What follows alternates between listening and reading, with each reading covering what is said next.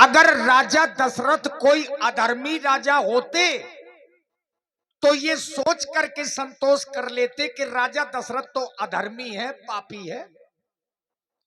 लेकिन ऐसा भी नहीं। राजा दशरथ तो धर्मात्मा राजा हैं, चक्रवर्ती हैं और महाराज इंद्र के बहुत अच्छे मित्र हैं। तो जो देवताओं के मित्र होंगे तो वो पापी तो होंगे नहीं, अधर्मी राजा तो होंगे नहीं। राजा दशरथ एक धर्मात्मा है और संतान नहीं हो रही और पूरे 3 विवाह किए तो कोई ना कोई कारण ही होगा। जब आचार्यों ने खोज की, विद्वानों ने खोज की, आखिर ऐसा कैसे हो रहा है, तो विद्वानों की खोज में महाराज रावण निकले। रावण भी बहुत बड़ा विद्वान है और उसने ना मरने का पूरा प्रयास किया हुआ है। जितने प्रयत्न थे उसने लगा लिए कि मेरी कभी मृत्यु ना हो। ब्रह्मा जी की तपस्या की रावण ने। जब ब्रह्मा जी सामने आए तो रावण ने ब्रह्मा जी से एक प्रश्न पूछा कि हे ब्रह्मा जी, मेरी मृत्यु किसके द्वारा होगी? तो ब्रह्मा जी ने कहा तुम्हारी मृत्यु तो दशरथ के पुत्र के द्वारा होगी। तो रावण चिंतित हो गया। उसने कहा नहीं, अगर आप मेरी तपस्या से प्रसन्न हैं तो मुझे ऐसा वरदान दीजिए कि दशरथ शुक्र संभूत कोई पुत्र ही ना हो।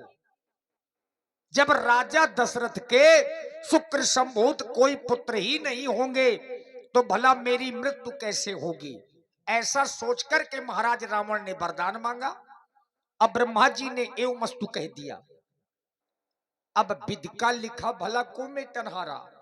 अगर ब्रह्मा जी ने कह दिया है कि दशरथ के शुक्र संभूत कोई पुत्र नहीं होगा तो नहीं होगा। कभी कभी दिया गया श्राप व्यक्ति के जीवन में वरदान का काम कर जाता है।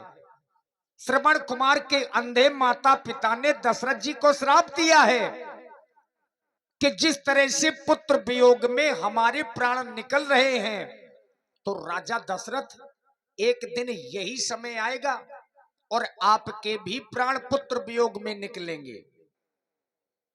तो मिला तो था श्राप, लेकिन वही श्राप राजा दशरथ के जीवन में वरदान लेकर के आया। चूंकि पुत्र वियोग में प्राण तो तब निकलेंगे जब पुत्र होंगे, और यहां रावण ने वरदान मांग लिया ब्रह्मा जी से कि शुक्र संभूत कोई पुत्र नहीं होने चाहिए। तो शुक्र संभूत पुत्र नहीं होंगे, ये सच्चाई है।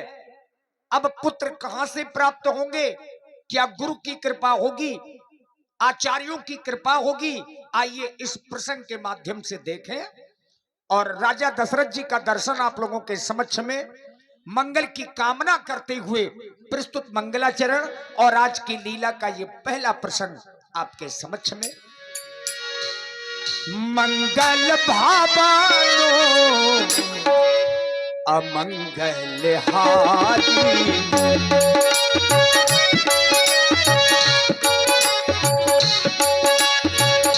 मंगल भावानो अमंगल हारी, प्रभु सुदर्शित अजिरो बिहारी।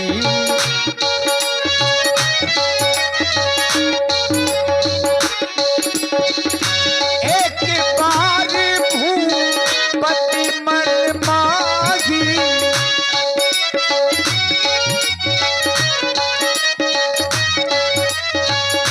एक बार भूपति मन माही, भैगी लाली को देशो के नाही।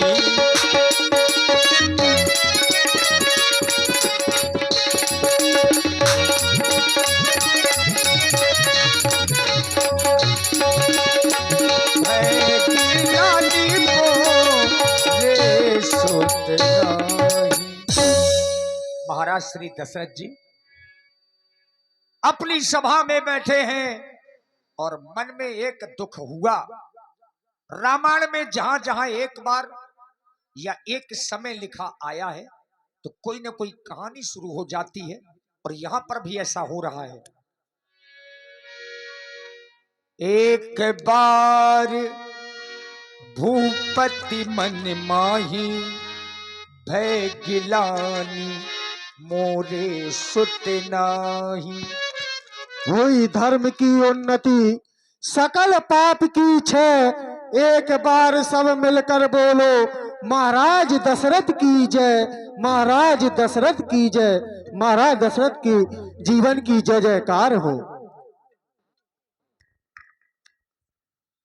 मंत्रियों में शिरोमणि महामंत्री सुमंत्र जी, महाराज जब भी हम राज सिंहासन पर बैठते हैं, हम तुमसे अपनी प्रजा की जानकारी किया करते हैं।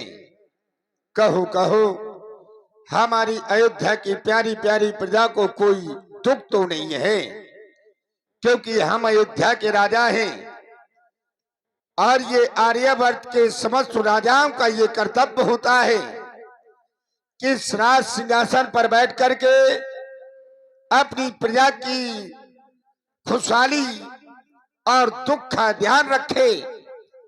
अगर उसकी प्रजा में अगर कोई दुख है तो उस दुख का निवारण करना ये राजा का परम धर्म होता है। अयोध्या की शासन सत्ता हमारे हीन हाथों में है। हम तुमसे जानना चाहते हैं, हमारी अयोध्या की प्रजा को कोई दुख तो नहीं है, कोई किसी को सता तो नहीं रहा।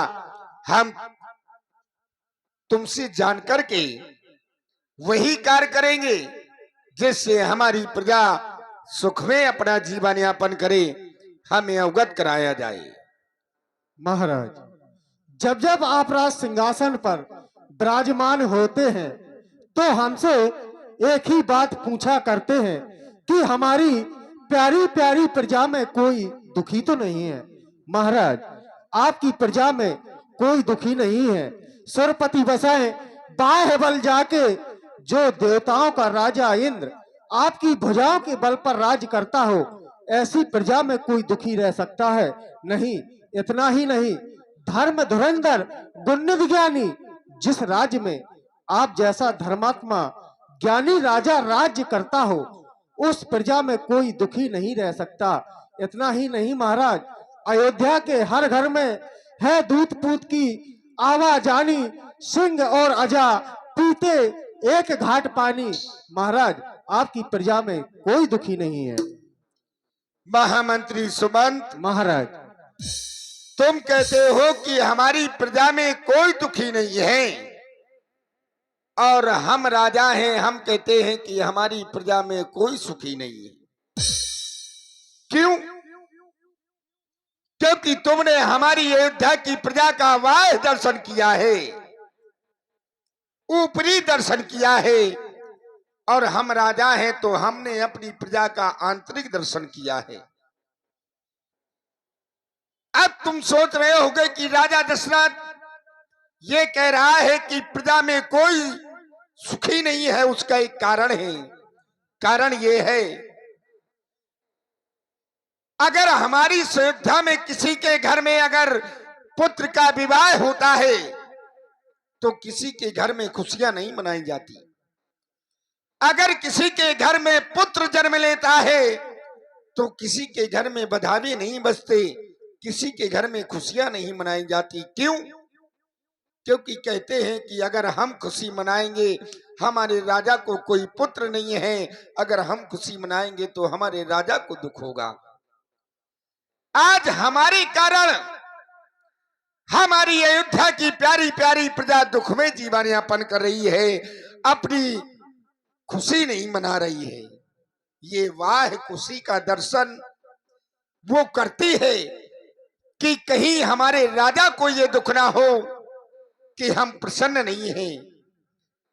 एक सिद्धांत है कि जासु राज प्रिय प्रजा दुखारी, सो नृप अवश्य नरक अत्कारी। जिस राजा के राज की प्रजा को अगर दुख होता है तो उस राजा को नरक में जाना पड़ता है। तो क्या आज राजा दशरथ को नरक में जाना पड़ेगा? क्योंकि मेरी अयोध्या की प्रजा सुखी नहीं है। क्यों? क्योंकि मेरे कोई पुत्र नहीं है। ये अपार दुख हमें सताए जा रहा है। मानो ऐसा लग रहा है किसी ने हमारे शीश पर कोई बहुत बड़ा भार सा रख दिया हो। आज हमारे मन मानस में वेदना उत्पन्न हो रही है। महामंत्री सुमंत, आज हमारे हृदय में बहुत बड़ी गिलानी हो रही है। एक बार गिलानी और हुई थी हमें, कब? देवताओं के राजा इंद्र मेरे बहुत अच्छे मित्र हैं। मैं प्रतिदिन देवलोक जाता था और जिस समय इंद्रलोक पहुंचता था तो देवराज इंद्र मुझे अपने बगल में बैठने के लिए आसन दिया करते थे। एक दिन मेरी महारानी कैकेयी ने कहा कि महाराज दशरथ, देवराज इंद्र आपके बहुत अच्छे मित्र हैं, आप उससे कोई ऐसी वस्तु लेकर के आना जिसे मैं अपने पास पहचान के रूप में रख सकूं। मैंने कहा ठीक है महारानी कैकेयी। मैं प्रतिदिन की भांति देवलोक पहुंचा। इंद्र ने मुझे देखा तो अपने बगल में बिठा लिया। सभा प्रारंभ हुई, सभा समाप्त हो गई। वापस मैं अपनी अयोध्या की ओर चल पड़ा। मैंने आधा मार्ग तय किया था कि मुझे महारानी कैकेयी की वह बात याद आ गई कि महारानी कैकेयी ने मुझसे कुछ मांगा था। मैं वापस उस देवलोक की ओर गया। मैंने क्या देखा महामंत्री सुमंत, कि जिस स्थान पर मैं बैठा था उस स्थान को देवताओं के राजा इंद्र धुलवा रहे थे। मैंने ये कहा कि हे मित्र इंद्र, इस स्थान को क्यों धुलवा रहे हो? तो देवताओं के राजा इंद्र ने कहा, महाराज दशरथ, आपके कोई पुत्र नहीं है और जिस स्थान पर निपुति बैठ जाता है वो स्थान अपवित्र हो जाता है, इसलिए हम गंगा जल से पवित्र करा रहे हैं। तब गिलानी हुई थी। आज गिलानी क्यों हो रही है? क्योंकि मेरा चौथापन आ गया और मेरी कोई संतान नहीं है। अपार दुख है हमें, हमारे हृदय में। अपना दुख लेकर के हम अपने गुरुदेव भगवान को अपना दुख सुनाएंगे। आज का दरबार यहीं पर समाप्त कर दिया जाए। जो आज्ञा महाराज। गुरु गृह गयबू तुरत मही पाला, चरण लाग कर विनय विशाला।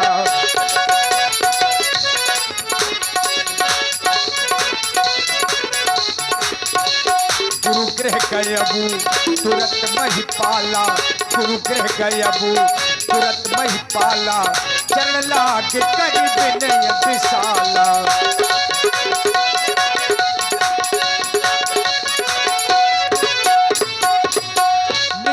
सुख सब गुरु ही सुनायऊ, निज दुख सुख सब गुरु ही सुनायऊ। कहीं वशिष्ठ बहु बुद्धि समुझायऊ, कहीं वशिष्ठ बहु बुद्धि समुझायऊ।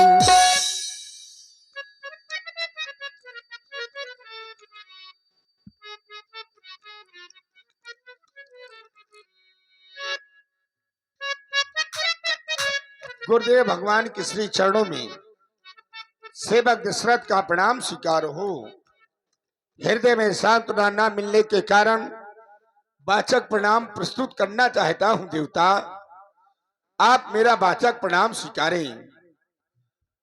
आज मेरे हृदय का कमल खिला दे भगवन। उरे का कमल खिला दो,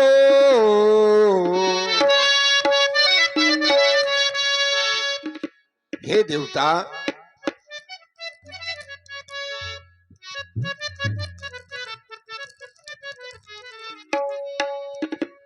उरे का कमल खिला दो, संसार के स्वामी।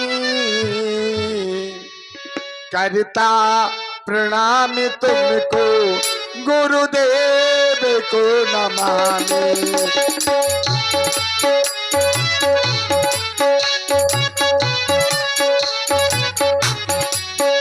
उड़ता उड़ता उड़ता कमल खिला दो, उड़ता कमल खिला दो, संसार के स्वामी। करता प्रणाम तुमको, गुरुदेव को नमामि।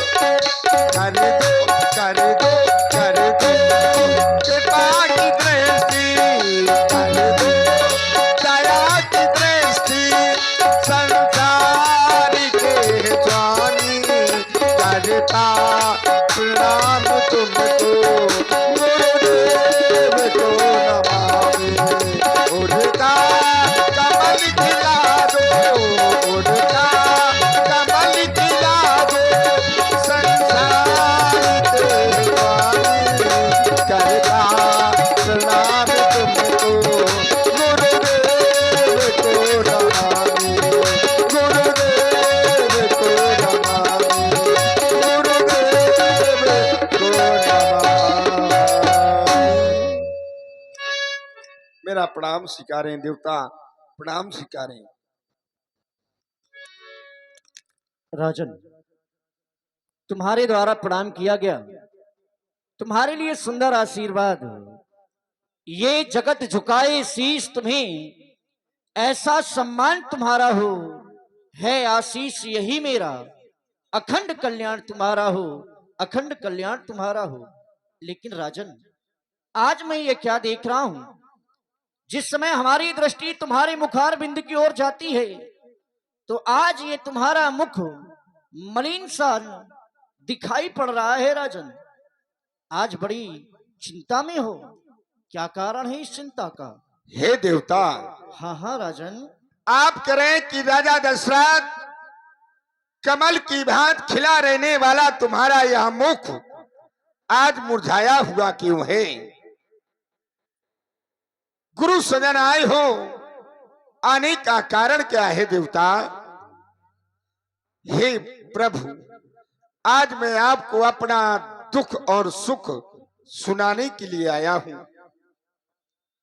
आपकी कृपा से मुझे लोग चक्रवर्ती सम्राट अयोध्या नरेश राजा दशरथ के नाम से जानते हैं।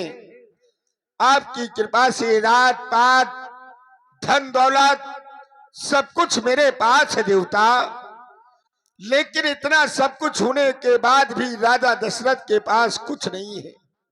क्यों? क्योंकि मेरे कोई पुत्र नहीं है, मेरे कोई संतान नहीं है देवता। अरे इस अयोध्या में अभी तक कोई किलकारी मानने वाला एक पुत्र पैदा नहीं हुआ, कोई अपने मुख से मुझे पिताश्री कहने वाला अभी तक कोई एक पुत्र पैदा नहीं हुआ, कोई मेरी महारानियों को अपने मुख से मां कहने वाला अभी तक कोई पुत्र पैदा। मैंने एक नहीं, मैंने दो नहीं, मैंने 3 विवाह किए, लेकिन अभी तक मेरे गृह में कोई कुल दीपक संतान नहीं हुई, कोई मेरे वंश को बढ़ाने वाला अभी तक कोई उत्पन्न नहीं हुआ। मैं सोच रहा हूं क्या राजा दशरथ के मरने के बाद अयोध्या का इतिहास समाप्त हो जाएगा भगवान? क्या अयोध्या की कहानी इन पन्नों में यहीं पर सीमित रह करके उस इतिहास के पन्ने बंद कर दिए जाएंगे देवता? हे प्रभु, मैंने 3 विवाह किए, उसका फल अभी तक मिला नहीं है, चौथा पल आने वाला, हथ कमल अभी तक खिला नहीं।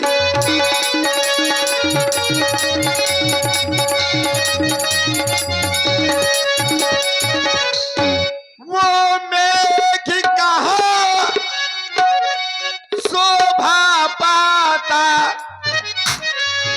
जिसमें ना बूंद भर जल होवे,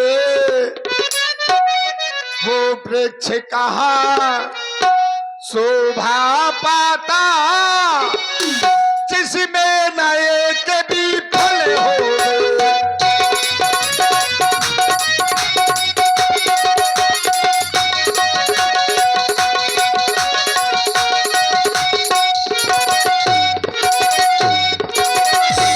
वो मेघ अच्छे नहीं लगते देवता, मेघों का काम होता है वर्षा करना, अगर उन मेघों में एक बूंद जल ना हो तो वो मेघ अच्छे नहीं लगते।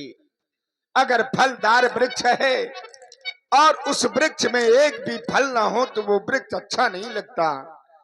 आप सोच रहे हो कि राजा दशरथ पुत्र की कामना लेकर के हमारे समीप पे आया है, तो राजा दशरथ को 1 नहीं, 2 नहीं, 3 नहीं, 4 नहीं, 10 नहीं, 100 नहीं, 1000 पुत्रों की आवश्यकता है।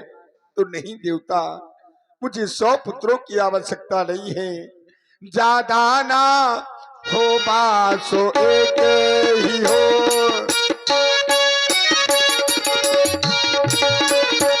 ज्यादा ना हो बासो एक ही हो, जो वंशो बढ़ाने वाला हो।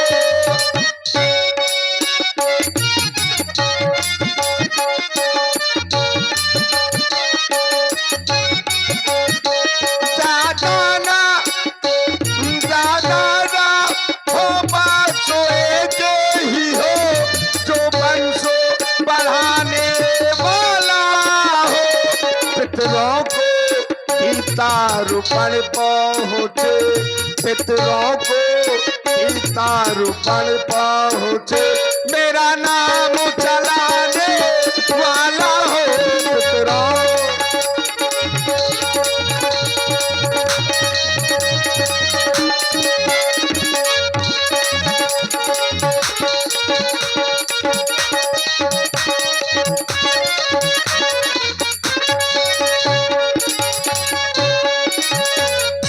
क्योंकि कहा जाता है देवता बिना पुत्र नहीं नरगति पावे, वेद पुराण शास्त्र गावे, व्यक्ति को बिना पुत्र के नरगति प्राप्त नहीं होती देवता। बस आप मेरे इस दुख का निवारण करें देवता, निवारण करें। यही दुख आपके समीप में लेके आया हूं प्रभु। राजन, मैंने तुमसे तुम्हारी चिंता का कारण पूछा। तुम्हारे द्वारा बताया गया कि मेरे एक भी पुत्र नहीं हो रहे। तुम्हारे द्वारा कहा गया वह वृक्ष शोभायमान नहीं है जिस वृक्ष में फल ना हो। वृक्ष फलदार हो और वृक्ष में फल ना हो तो वह वृक्ष कभी शोभा नहीं पाता, सत्य है।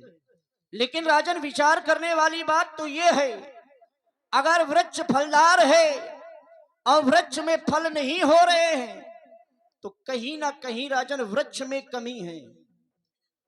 वृक्ष फलदार है और वृक्ष में फल नहीं हो रहे तो राजन कमी वृक्ष में है, और इसका निवारण तो वृक्ष का जो मालिक होता है वह करता है। विचार करने लगा, तुम्हारे द्वारा कहा गया कि ज्यादा ना हो, 2 नहीं, 3 नहीं, 4 नहीं, 10 नहीं, 100 नहीं, 1000 नहीं। मुझे इन इतने पुत्रों की आवश्यकता नहीं है, आवश्यकता केवल एक पुत्र की है। ज्यादा ना हो, बस केवल एक ही पुत्र हो जाए। विचार कर रहा हूं राजन, रानियां हैं 3, रानियां हैं 3।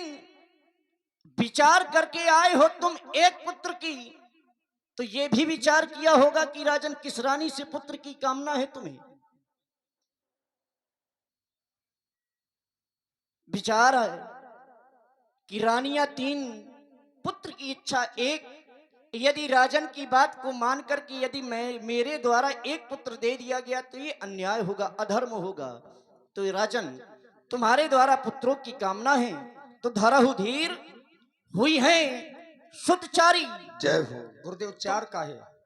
4 होंगे, या तो 2-2 देव या फिर 1-1 देव। देखो रानियां है 3 तो 3 ही देव ना। और राजा दशरथ को भी तो पुत्र चाहिए, तब उनको थोड़ा हो जाएंगे। अरे उनको नहीं होगा तो एक इनके लिए भी तो होना चाहिए।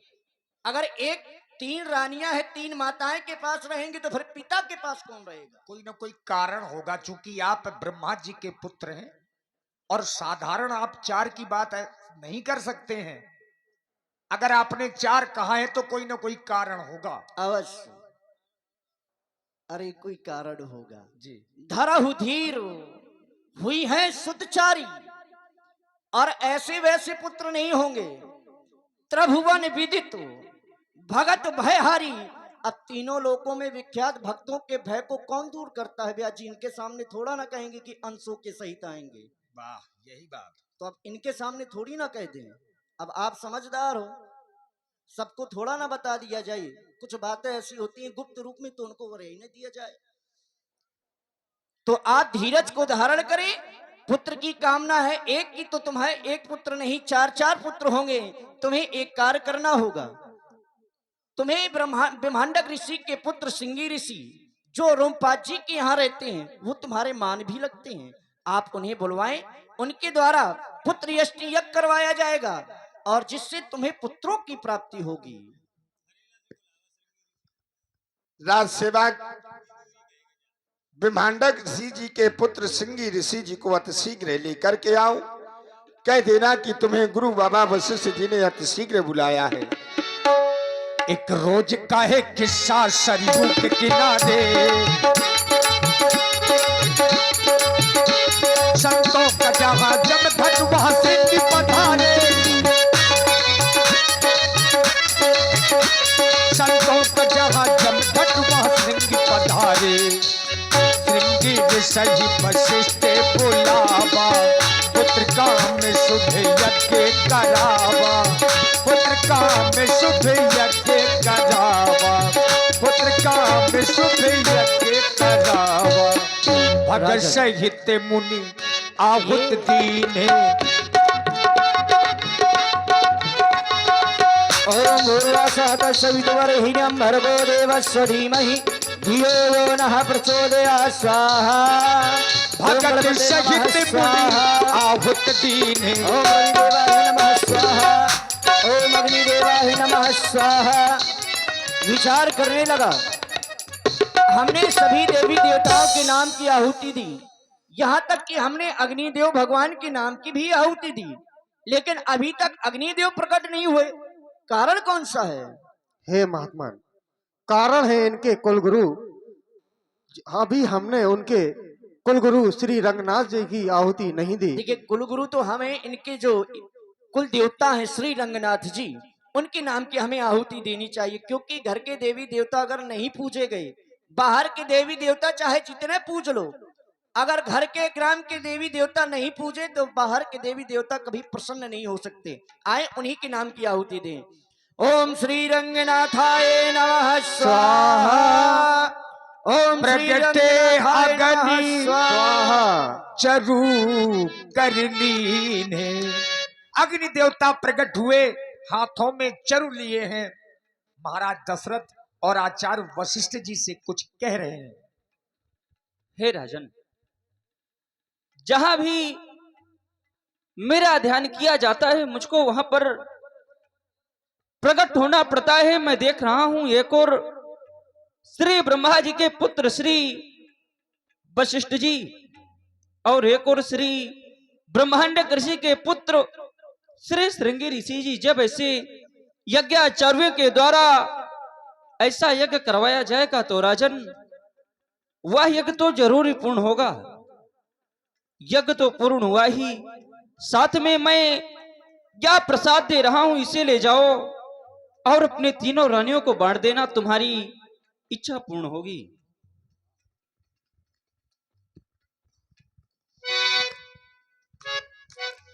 चिंता को छोड़ो राजन,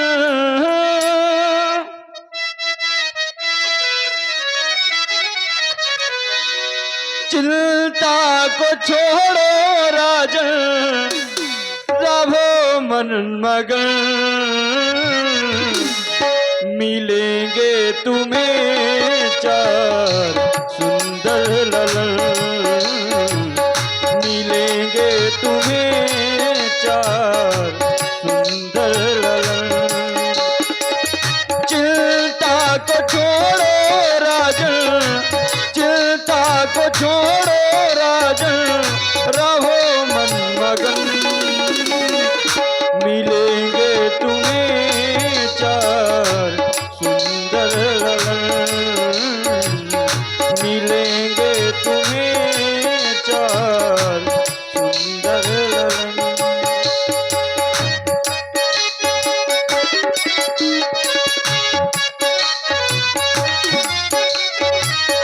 जो वशिष्ठ का जो हृदय विचारा,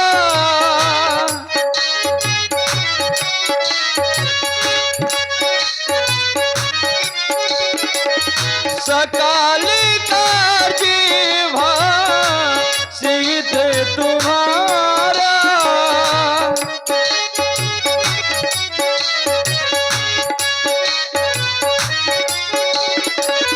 यहाँ भी बाटो देवुंद्र पिजाई,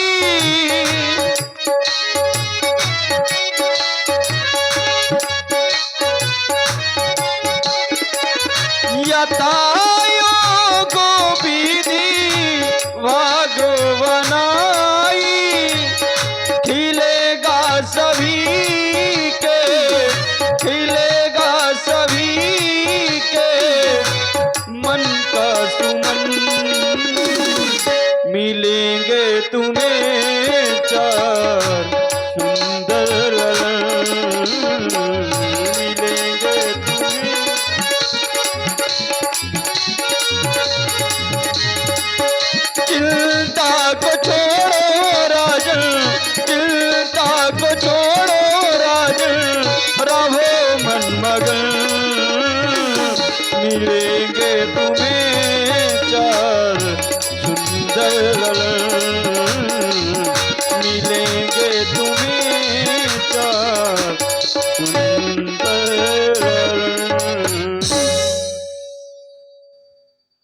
इतना कहकर के अग्निदेव अदृश्य हो गए।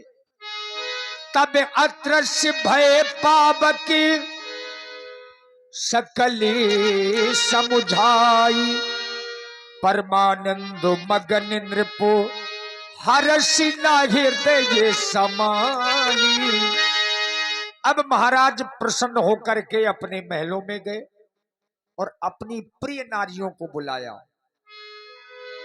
तब ही राय प्रिय नारी बुलाई, कौशल्या दिता चली आई।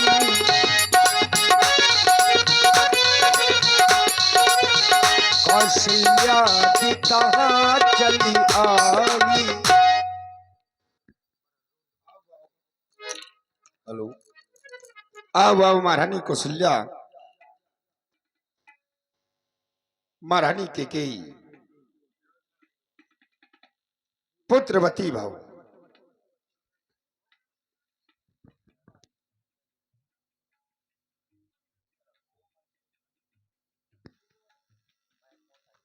आज तुम्हें वह बात बतलाने के लिए तुम्हारे समीप में आया हूं।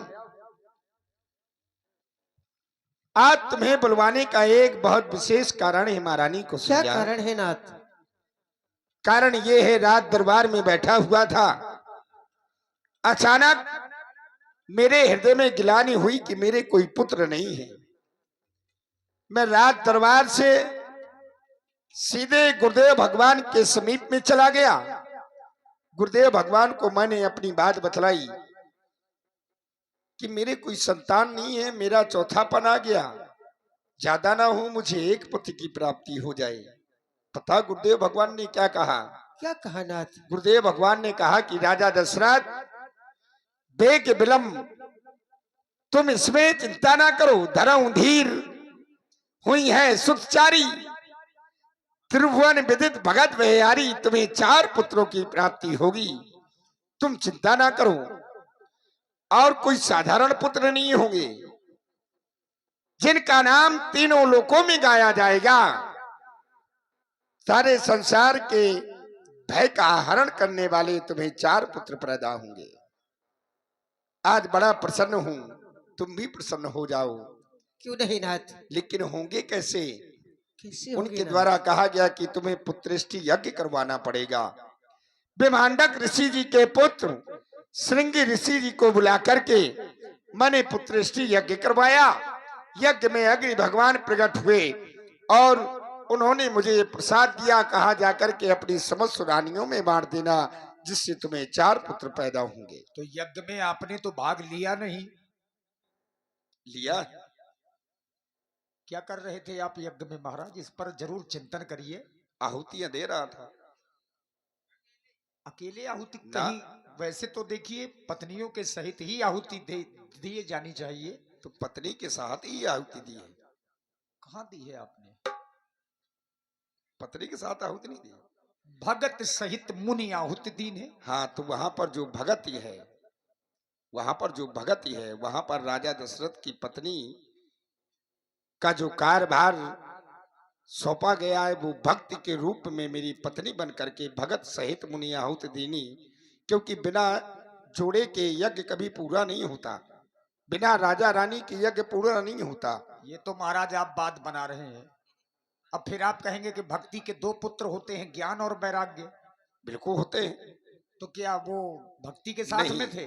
क्योंकि जिस समय पुत्रेष्टि यज्ञ करवाया गया, देखा गया कि कोई महारानी नहीं है महाराज के पास, तो वहां पर गुरु वशिष्ठ जी के द्वारा और ऋषि श्रृंगी के द्वारा भक्ति को हमारे बाएं मांग बिठाल करके आहुति दिलवाई गई। तब अग्नि भगवान प्रकट हुए। तो भक्ति अदृश्य रही है, दिखाई नहीं दी। बिल्कुल, अवश्य, ये प्रसाद दिया है बिल्कुल अग्निदेव ने। इसीलिए आज तुम्हें पुत्र होंगे, जिससे तुम भी प्रसन्न हो जाओगी।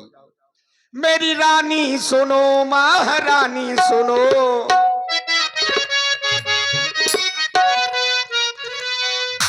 आज नई चर्चा हो गई, और यही सत्य है। मेरी रानी सुनो, महारानी सुनो। मेरे समीप में आओ महारानी केकेयी। इतनी दूर क्यों खड़ी हो? है इतनी प्रसन्नता का विषय है।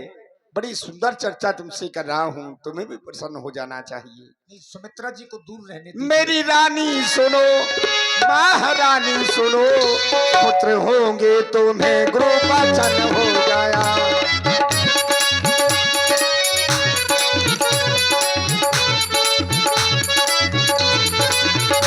मेरी रानी सुनो, महारानी सुनो, मेरी रानी सुनो, महारानी सुनो, पुत्र होंगे तुम्हें गुरुवचन हो गया। मेरी रानी, ओ मेरी रानी सुनो, महारानी सुनो, मेरी रानी सुनो, महारानी सुनो, पुत्र होंगे तुम्हें गुरुवचन हो गया।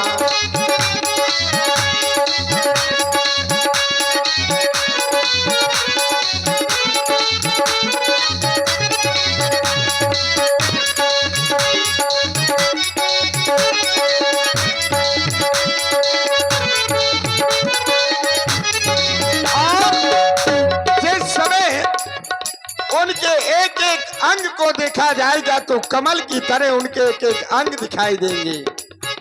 जिनके तन पे कमल, जिनके मन में कमल,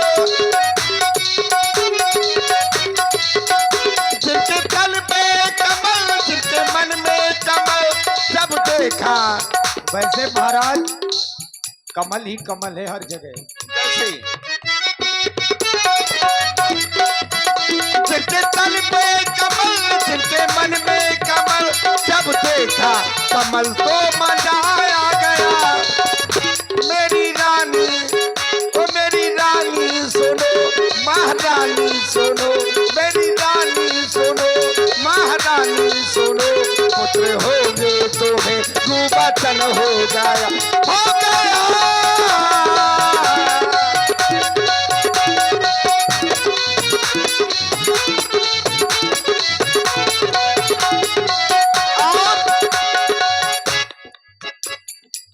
कमल कहां से कहां तक दिखाई देगा? जिनके नख से कमल, नख सिर तक कमल,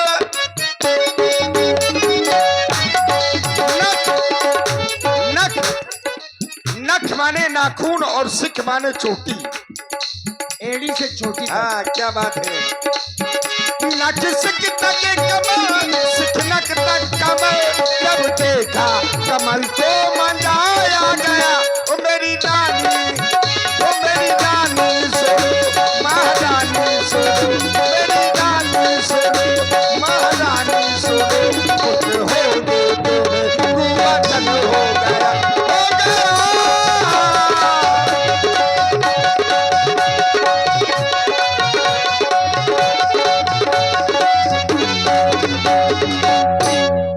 लो ये प्रसाद।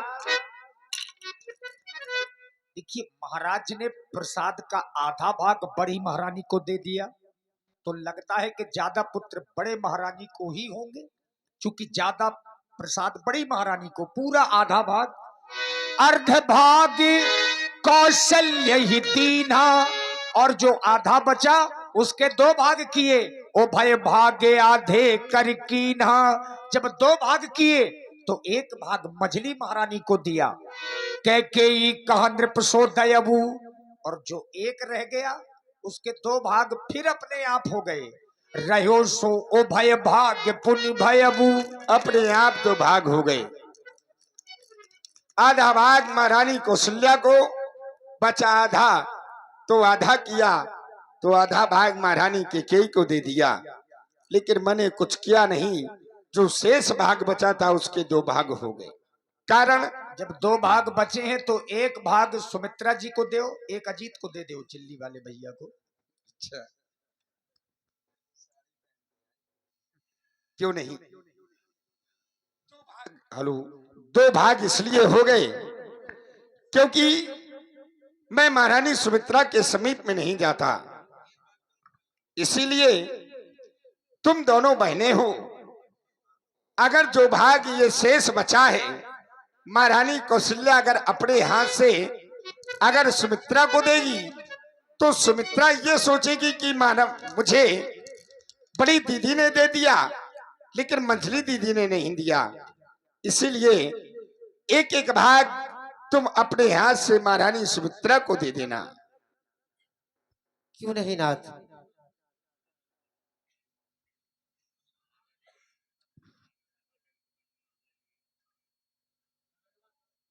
देखिए सुमित्रा जी अभी भी उदास हैं। बड़ी महारानी आप तो समझदार हैं, बड़प्पन दिखाइए। ये जो प्रसाद मिला है ये हमें और तुम्हें दिया गया है, क्योंकि प्राणनाथ हमारे बहन सुमित्रा के पास नहीं जा सकते क्योंकि उन्हें श्राप है। इसलिए भले ही मैं एक पुत्र की मां बनूं, एक पुत्र की मां तुम बनो, लेकिन हमारी बहन सुमित्रा दो पुत्र की मां बने। लो बहन। क्यों नहीं? कौशल्या के हाथ धरी, दीन सुमित्र ही मन प्रसन्न करी। बहन आज हमारे इस अंगना में बहुत सुंदर लग रहा है, सुंदर सुंदर शगुन हो रहे हैं। कैसी बहन? कैसे? आज इस आंगन में काग बोल रहा है कैसे? मोरे अंगना में,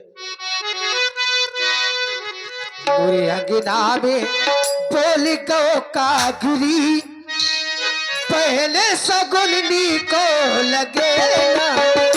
मोरे अंगना में बोल गो कागरी, पहले सगुनी को लगे ना। अंगना में बोल रहो कागरी, बहन को लगे ना।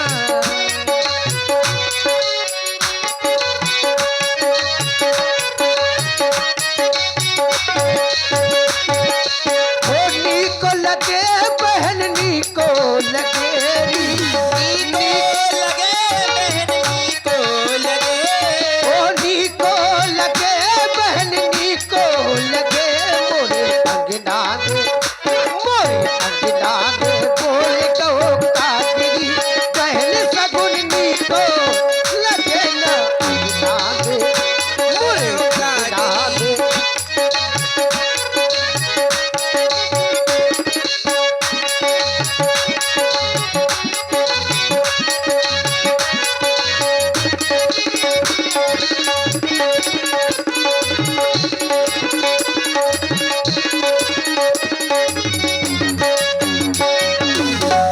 पहलो सगुनी बहननी को लगे।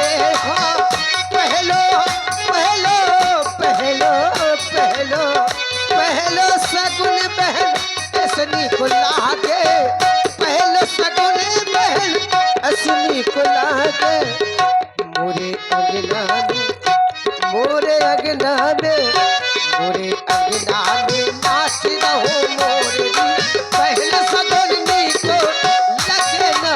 अंगना में, मोरे अंगना में बोल कहो कागरी, पहले सगुनी को लगे ना। अंगना में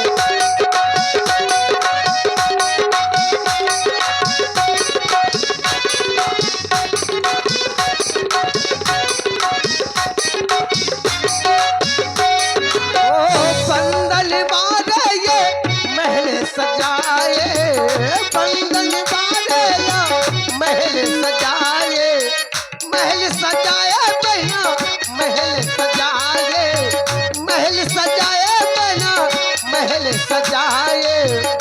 मोरे अंगना में, मोरे अंगना में नाच गओ मोरे दी, पहल सगुनी को लगे ना। अंगना में नाच गओ मोरे दी, पहल सगुनी को लगे ना। अंगना में बोल गओ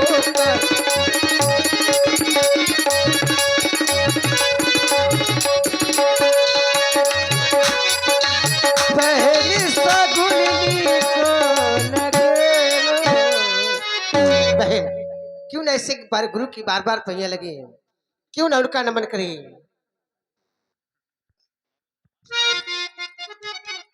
और लागू बहन गुरु पैया बलमो, और लागू पहले गुरु पैया बलम खुशियाँ लेके